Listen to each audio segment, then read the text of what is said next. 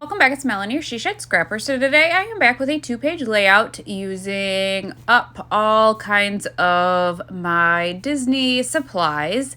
I do have a helper in the beginning here, and this is actually the inside of the cut file that I used in a video last month.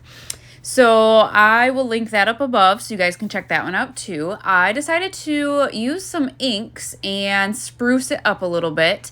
So my youngest and I are using the circle stamp sets from Print Shop, Vicki Boutin. I just thought the circles were kind of magical and just really fun.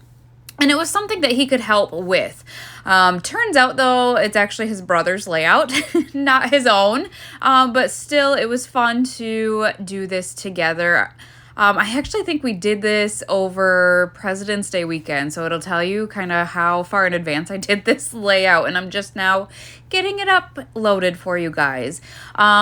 Mostly we used just the circles, but we did end up adding that happy day right in the middle. I am using scarlet, black, I believe speckled egg, and honey butter. So the speckled egg is the only distress oxide. Otherwise, we used the Close to My Heart inks. So again, just kind of scattering throughout, separating the colors, kind of trying to get them even all across the castle there. And then just had a lot of fun with all of the different circles and the patterns of the circles. So he, I think, wanted to keep going and add more, but I wouldn't let him. I didn't want it super duper busy, but we did kind of fill in the majority of all of the white spaces. You can see I kind of directed him at the end where I thought some needed to be, but he did a really nice job and we had fun together. So now we'll jump in and put the layout together. I have this paper here. I think it's from one of the Say Cheese collections, and it has the magical memories already on the paper. I do struggle, and I'm not gonna lie, I did struggle a little bit with this one where there is a cluster or like this title already on the page. I thought it was perfect for the layout, but it did pose just a small problem because it's something I can't move.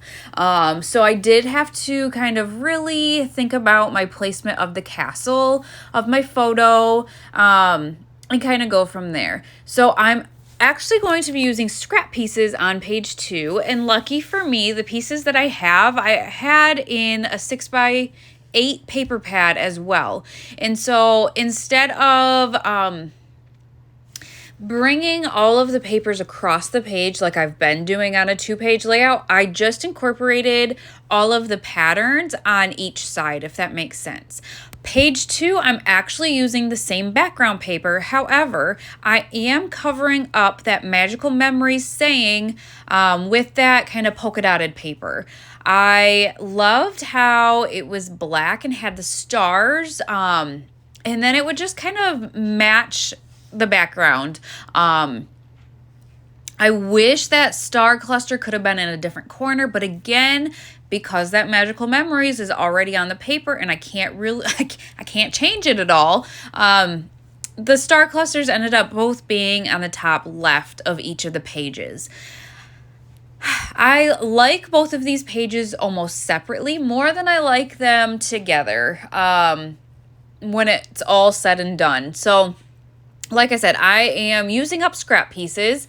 I had that yellow stripe and it was pretty much cut. I think I trimmed it just a little bit and it was just the perfect size, I guess, to mat or be a good base for my photos there.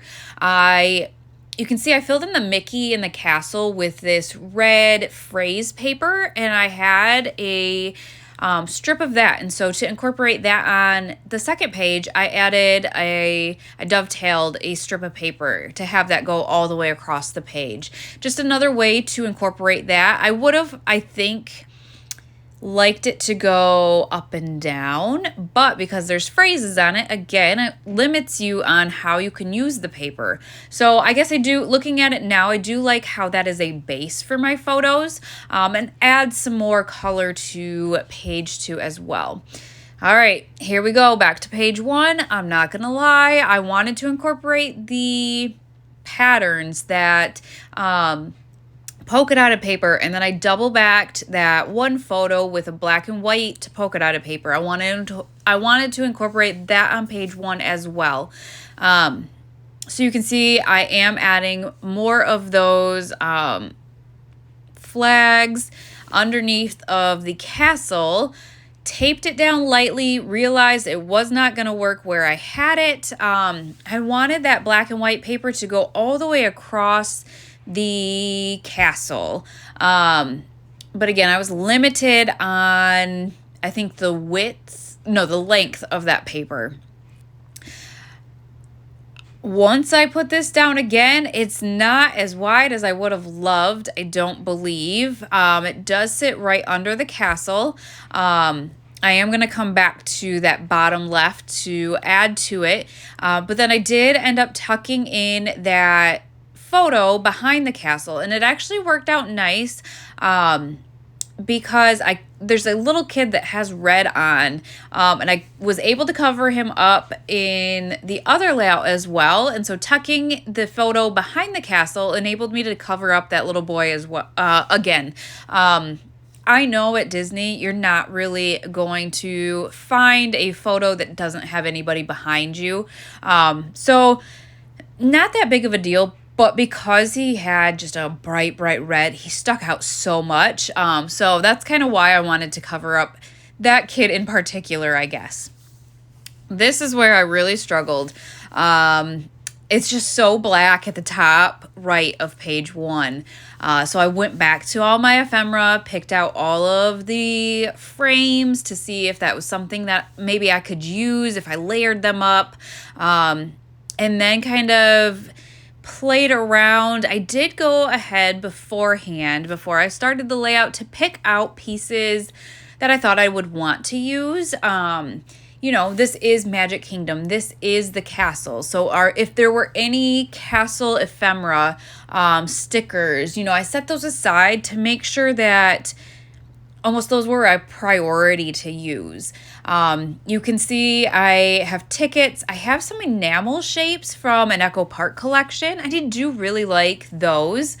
So there was a Mickey balloon that I tucked under that happy place on page 2. And then I want to say it's almost like a cassette tape I added to that Main Street cluster I have at the top of page 1. So now I decided to take away a few of the frames and add this half of a Mickey.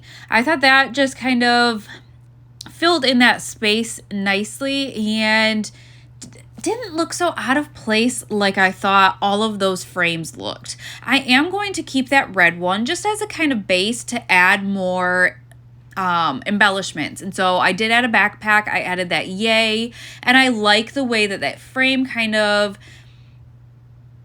holds them together, I guess. I don't know. It just kind of, yeah, I can't think of the word I'm trying to use.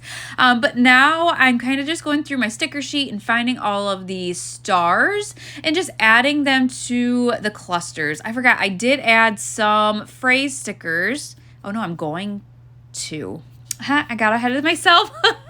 I added a star to the bottom, and I thought I already had the phrase stickers down there. I did sneak a couple of phrase stickers down to the bottom left of the castle with a star.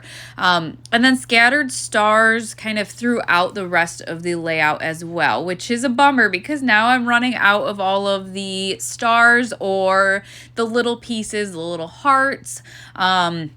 Lucky for me, I have several sticker sheets from the same collections, but I am coming to the end of all these stars, which are good kind of fillers, I guess.